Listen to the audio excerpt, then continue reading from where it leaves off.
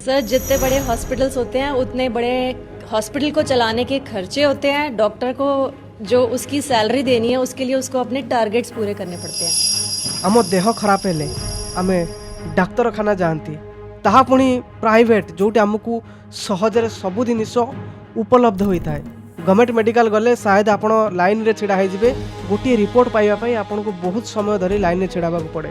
कम समय आम देह को भल करबा पई आमे प्राइवेट मेडिकल जाती किंतु आपण जानिचंती से प्राइवेट मेडिकल रे कौन सब संस्था चले। ये वीडियो को देखि सारा पर आप फील करें डॉक्टर को भी रोगी देखा टारगेट दिया जाए, सेल करने मेडिसिन सेल करने भी टारगेट दिया जाए। हॉस्पिटल को रेवेन्यू जनरेट करके नहीं दोगे तो हॉस्पिटल को आपका बेनिफिट क्या है? आप मेरा एक्सपीरियंस सुनें। जब मैंने प्रैक्टिस शुरू की थी तो मैंने एक बड़ा हॉस्पिटल ज्वाइन किया था। वहाँ मैं ज़्यादा दिन टिक नहीं पाया। उन्होंने कहा सेल जनरेट करो।